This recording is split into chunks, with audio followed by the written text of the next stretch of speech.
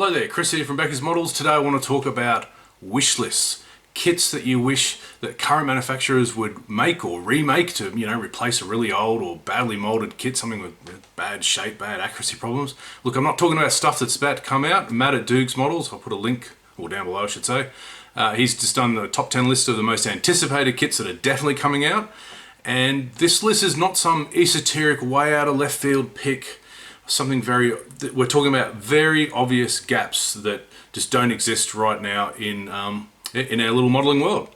Because every year it seems like we get more Tiger tanks, we get more Messerschmitt 109s, which to be fair, they're very popular, they sell, they make money for these guys, but there's a big list of what about this, what about the other thing.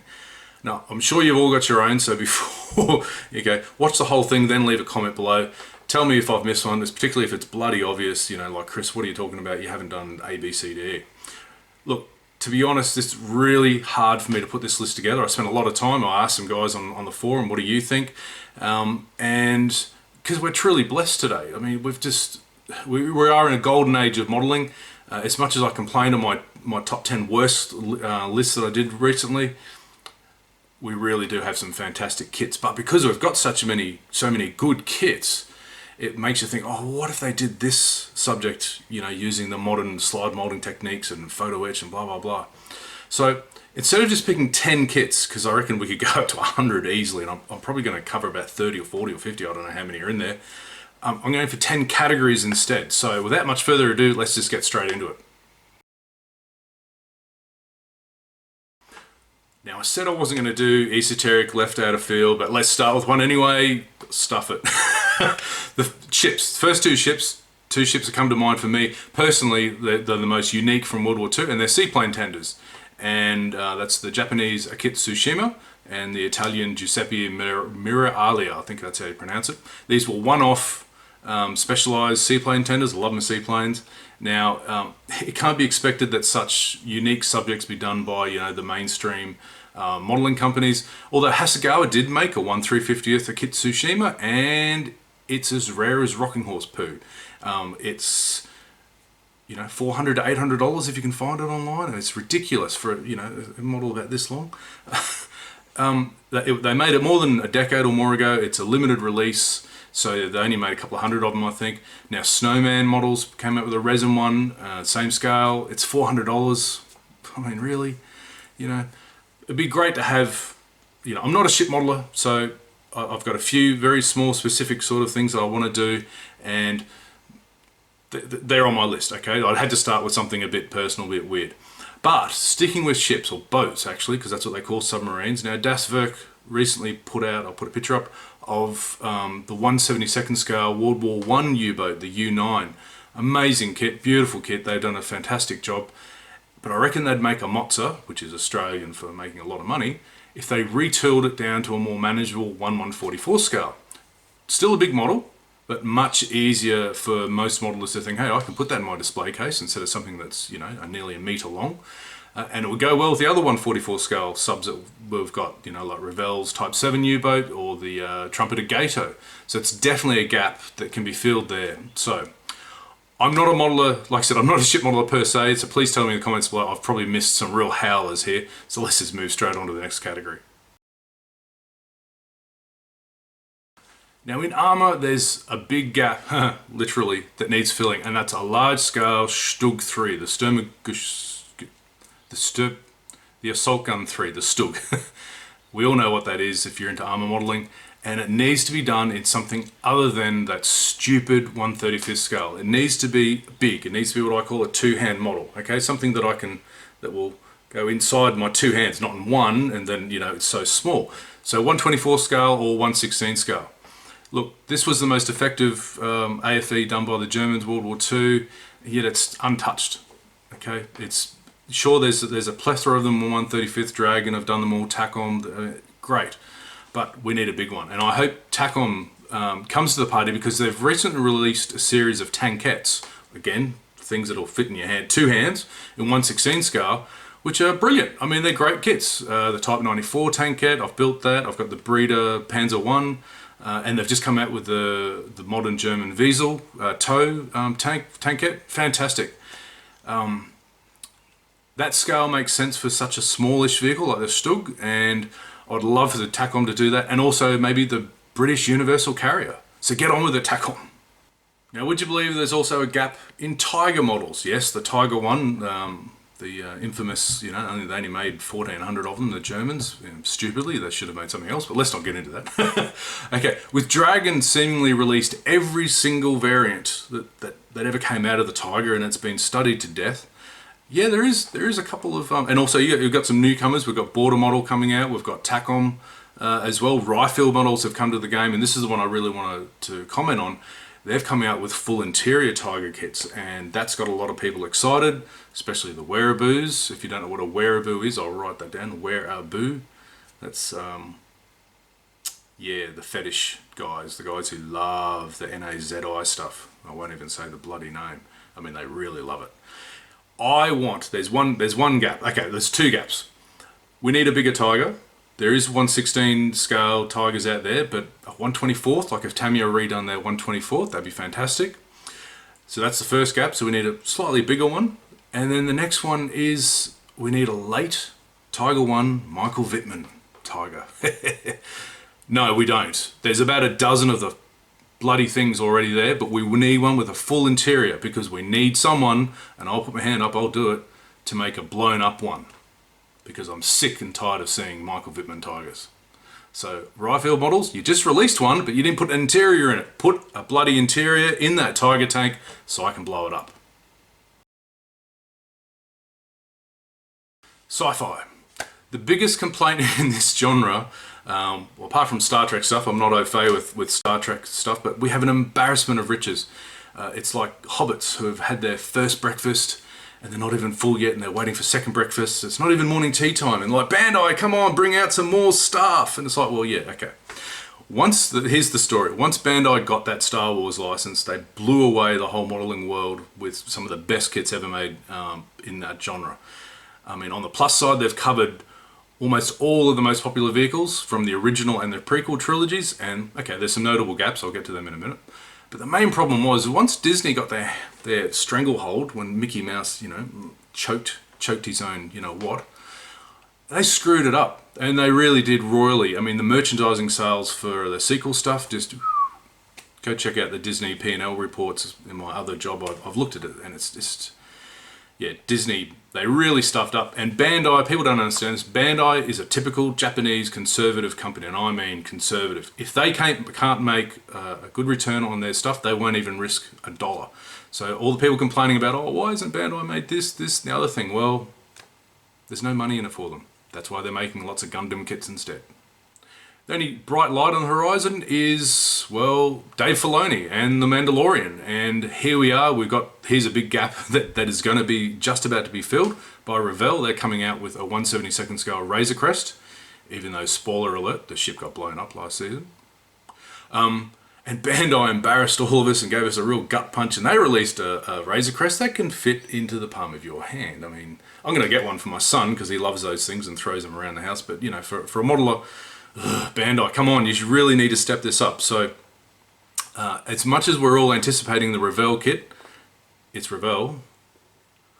We'll see what they're going to do. It better be really good quality. I mean, their 80 153 scale that they did a few years ago, it's okay. It's super expensive, £60 I think, or $150 Australian. Let's just see what happens. Now, so what are the gaps? The gaps here, of course, Bandai, come on. We want to see them do bigger scale stuff. We're hoping that The Mandalorian will improve, will make them think, oh yeah, maybe we should bring out some more stuff. And as all these spin-off series come via Dave Filoni, and they should be really successful, that will hopefully get those molds popping out again. So let's have a look at the list. I mean, I'm looking at my list here. 148 scale Y-Wing, TIE Bomber, TIE Defender, 172nd scale Lambda Shuttle, a 112 scale Land Speeder, 144 scale Tandy. Fade out. There's a lot there to fill. Yes, Tamiya gets its own category. Yes, I'm a fanboy, and I love this brand. They really do. However, they really can drop the ball on a lot of their releases, and it makes us fanboys quite infuriated, quite frustrated.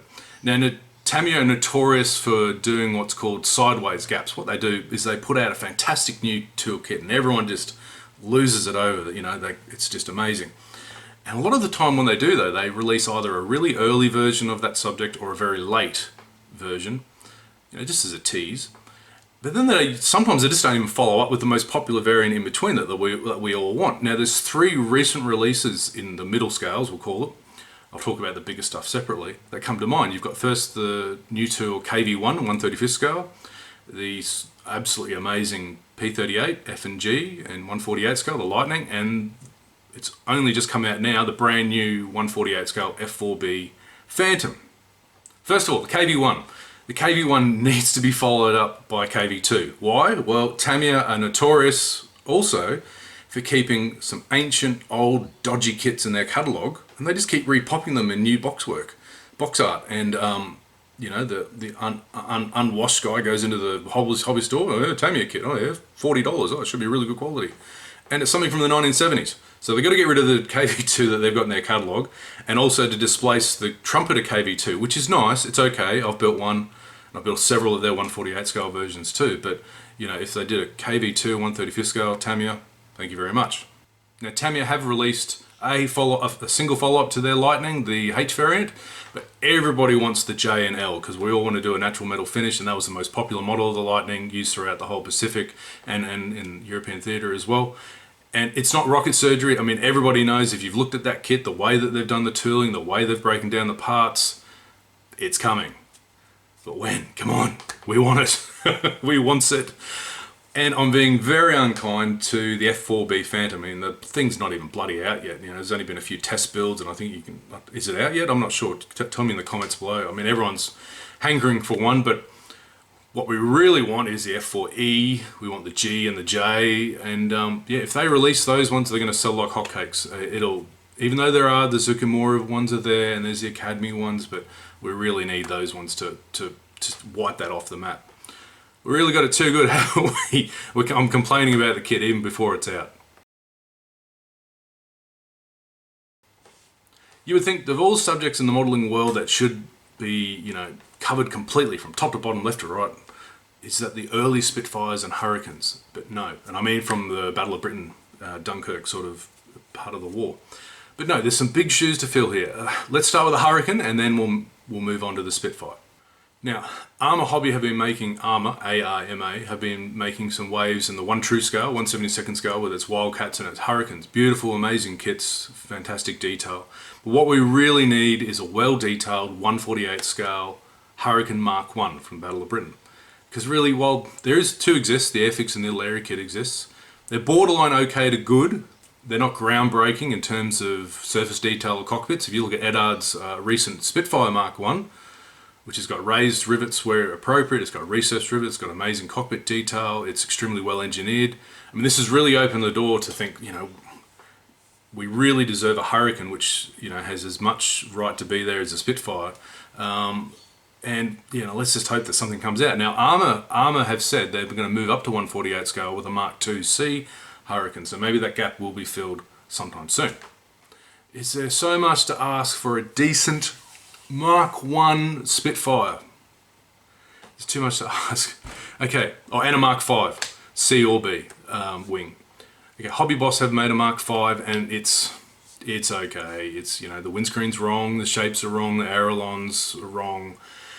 It's definitely made by their B and C team. And then you've got the Revell Spitfire Mark 1 too, and I've got one, and yeah, it's good. I mean, it's a good kit. We shouldn't really complain too much about it. You know, you can throw it together in a weekend, but it's no Tamiya kit. It's nothing to write home about. It looks like a Mark 1 Spitfire, but if you really want to go for the accuracy, if you really want to go for the extra detail, it's not there, and you have to spend a mozza on, you know, Barracuda resin sets and raised rivets and, oh, you know. Tamiya, why don't you bring out an early Merlin Spitfire? It's surely can't be that hard to tool up. Yeah, that's a big gap that needs to be filled. Moving on to helicopters. We've had some, they're back in vogue, especially big scale. We've had Academy's 135th Viper, the AH-1Z. Fantastic kit. I've almost finished building mine after being stuck on the shelf for a couple of years. But what's truly missing in this space is a proper 135th or 132, who cares what scale it is as long as it's a big one, Apache, AH-64, either an A or a D, you know, that late, or E, the later versions. I mean, there's the old Gangnam, I think, and there's a very old Revell kit, but nothing new. I mean, this is the most popular attack helicopter in the Western world, and you would think that it would get that, you know, it merits having a well-detailed kit, but no. Now, ICM have just come out with a AH-1 Whiskey Cobra in 1/32nd scale. Interesting choice of scale. Again, who cares? If they go sideways and up a bit and do an Apache, that'd be fantastic. What's missing in the middle scale, say 1/48 size, is three really: a well-detailed UH-60 Blackhawk, the CH-53 Super Stallion, either the E or the new King Stallions coming out, and of course the MIL 24 or MI-24 Hind. Now you're thinking, Chris, hang on, they're all modelled by other companies. Well, yeah, they are. You've got the Academy does the first two, and they're good. They're okay. And Academy does 1/35th Blackhawk, which again is good, okay. But they're not great. They're showing their age. They're not modern tooling. They don't have the detail. And now that we've got, you know, we've got generations of people who've lived up with high definition cameras, you can get really, really good reference photos of all these aircraft very close up. And yeah, when you compare them to the models that were punched out in the 1990s, no, it's definitely a big gap there. But when we come to the Hind, you're thinking, hang on, Zvezda, they just brought one out, Russian company, you know, that sounds good. They brought a brand new tooling out last year or year before last. Yeah, talk about disappointments. It's basically just an upscaled 1/72nd scale of a version of their 1/72nd. It's, you know, the spruce shots when it came out, everyone was like, oh, that can't be it, you know. And yeah, when it was built up, yeah. There's no surface detail, there's no detail in the cockpit. It's got a couple of crew figures, yeah, hey, +1 for Chris, for Becker and his in-flight stuff, but what a disappointment. And yeah, the thing is though, the thing costs about half as much as the 1/35th scale trumpeter. And after you buy, and they say, oh, just get some resin parts, get some 3D decals for the cockpit, and get some raised rivets for the outside. Well, after you spend all that money, just get a bloody trumpeter kit, which has got all that already. So definitely a gap there. And also all the other Russian attack helos in that scale, the Havoc, the Hokum, all these other ones. You know, there's some really good gaps to fill there, guys. If there's one category that's perpetually underrated and underdone, it's civilian aircraft. We all seem to think that, oh, you know, this hobby is just Spitfires and Tiger tanks. No. There's so much civilian aircraft out there. We're talking, you know, private aircraft, small transports, light sport, racing aircraft, float planes, which is one of my favourites. For instance, where's the new tool de Havilland Beaver or a Twin Otter, you know, 1/48 scale? What about some Cessnas or Bonanzas and other small two-seater and four-seat light aircraft and say 1/24 scale? All we've got at the moment is we're wrestling with stuff from the 1970s. You've got the Nichimo stuff that comes up in 1/20th scale for amazing prices. And you've got old mini-craft stuff in 1/48 or hobbycraft or crappy craft stuff that's just, you know, 40 years old. I mean, where's, you know, there's been an explosion in private aircraft sort of use and whatever, and where is that being reflected in the kits we can get? While we're talking private aircraft, you've still got things like Schneider Cup and Reno racing sort of aircraft. Yes, those sort of subcategories are being catered to by some resin manufacturers, by some small scale manufacturers like AMP, Dora Wings, AZ Model, but none of the mainstream ones are touching them, even though there's some really exciting and interesting subjects within there. And that leads me to another area that's again underrated for some reason, and that's vehicles, tractors, farm tractors. I mean, beyond, there's a few militarized versions in the catalogue. Miniart have got a couple, Revell have got a couple of snapped together dodgy ones. I've built a few of those. But yeah, where are the big, you know, sort of American tractors that they've got so many weathering opportunities, so many cases there to really go to town and, you know, sort of move away from all the military stuff and, you know, do some stuff that, you know, we should have a bit more pride in, and that's, you know, working the farms and doing that. So some big gaps there to fill for sure. Let's talk about just 10 kits that aren't molded well or at all by any of the major manufacturers. This is a list I compiled from some of my friends on modelling forums, and let's just get straight into it and straight off the hip. Top of the list, 1/32nd scale Tamiya P47. We've been asking for this for almost a decade. And a Messerschmitt 262, and a Tempest, and a Typhoon, And keeps going on, doesn't it? Okay, next one. 1/6 or 1/9 scale, something big, a Vincent Black Shadow or a Britain or any of the old classic motorcycles in big scales. 1/32 scale, early Allison powered Mustangs, P51A, P51B. Or 1/200 scale, trumpeter or merit, I love kit, whatever they're calling themselves these days, Yamato, to replace that ancient Nichimo job. Or 1/350 scale, HMAS, no, 1/350 scale, HMS, Victorious. HMAS Melbourne or Sydney would be nice too, but yeah, Victorious, nobody makes it in that scale. Sticking with ships, 1/35 scale, Enterprise CV6, but the late war version. When, 1944, 1945, before it was unfortunately scrapped. Here's a brace of ones. 1/48 scale, B24, B25, B26, and B29. All to replace the old ancient miniature, no, accurate miniature, and a Ravellogram, ancient boxings. 1/48 scale, F86A and E Sabre, and a 1/35 scale M103 heavy tank. We're now talking some big monster kits. We're talking those jets that are just off the radar from all the major manufacturers. I mean, the only upcoming kit in this category is from an almost unknown Jetmads, and they're making the Saab Viggen in 132. What's really missing here is a big scale F111. The Hobby Boss and Academy 1/48 scale F111s are okay to middling to, but man, nobody makes a 132 F111. This is such an iconic aircraft, not just for the Royal Australian Air Force, but for the US Air Force. And around the world, it made such an impact, and it's a huge gap in the jet category. Trumpeter, to their credit, have cornered the market here, and they have filled in quite a few of the gaps.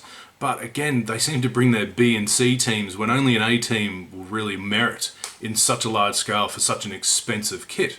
And again, it's another area where Tamiya are really lagging. I mean, only in their entire catalogue of their big scale jets, only the F-16 really comes up to modern standards. And furthermore, they've only done one variant of it. There's no early or other ones, unlike the 1/48 scale brethren. I mean, Tamiya are notorious for holding on to these ancient, nowhere near standard modern kits in their catalogue, and then, pass them off as being new and put new prices on them. And the biggest villain of them all is their F-14 Tomcat. Now, I've reviewed that before, and I've compared it to their new 1/48 scale, or newish 1/48 scale A&D Tomcats. But oh my dog below, if they could just update that ancient F-14 kit, and please and thank you, and their F-15 series. I mean, I know the economics of it doesn't make sense, but hey, this is a wish list, and wouldn't it have been great to see Top Gun 2 come out, and instead of having that rubbish Revell repop that they've done, it's got some nice decals in it, wouldn't it have been nice to see a new Tamiya F-14A kit come out this year? And what other 132 scale big frickin' jets am I missing? Well, the Raphael, the EA-6B Prowler, a really good A-10, unlike the Trumpeter. Wouldn't call it an abortion, but it's pretty bad. The F-35B, the VTOL Lightning variant. Hell, what about all those ones in 1/48 scale? And finally, a lament for those kits that never made it past the CAD or first mold pop stage. You know what I mean? We get these great big teasers online. It starts out as a rumor, oh, this company's going to make this, then a sprue shot, and then maybe a first mold appears at a modelling expo, or even a quick build of the first run of sprues, and then it just disappears into history. Now, the one that hurts the most to me personally, and I'm sure a lot of you guys out there, the large scale modelers, was the 132 Avro Lancaster by Wingnut Wings. Yes, there is another one out there. The Hong Kong models have made a 132 Lanc, and it's a really good kit. It's not bad at all, but it's no Wingnut Wings kit. I mean, that kit looked like it was going to be pretty much the best model in plastic ever made. Stressed skin, amazing internal details. Wingnut Wings. Which pretty much they're the best World War I kits you can get, and then all of a sudden they came up with this Lancaster, which I think was supposed to be for Peter Jackson's Dambuster movie. Anyway, look, we should be really thankful. Hong Kong models have made not just the Lancaster, they've made the B-17, the B-25, the Dornier 335 of all things in 132. I mean, these are big, complex kits, and overall they've done a good or good enough job, depending on your point of view. There's some accuracy problems with a few of them. There's some fit issues. I mean, they've now downsized the B17 to 148 scale, and I've started it, and you lose your mojo pretty quickly on that kit. It's not what you expect it to be. It's got some fit problems. It's a bit fiddly. It's just care and attention just not there, which you can definitely see in the Tamiya or the Wingnut Wings kits. I mean, they're very, very a lot of pride goes on with how they make those kits. So anyway, like a lot of other modelers out there, I'm very picky and very sentimental. I personally think the Lank was the best bomber of World War II. It's certainly one of the most beautiful aircraft ever designed and made. There's still two flying. Go check out YouTube, some beautiful images of that. And yeah, it would have been the best model kit ever made. So it's still on my wish list. I still hope somebody, Meng, if you're out there, you took their Fokker DR1 and repopped that, and maybe they'll do the Lank, I don't know. But yeah, Wingnut Wings, too many albatrosses, not enough spads, mates. We'll leave it at that. So what's on your wish list? Have we got enough to keep us happy? I mean, are we never going to be satisfied? Maybe we should just build what we've got. I mean, who needs a stash anyway? Just build what's there. Let me know your thoughts below in the comments. Give me some feedback. Tell me some stuff that I've missed, things you agree with or not. And yeah, until next time, happy modelling. Catch you later.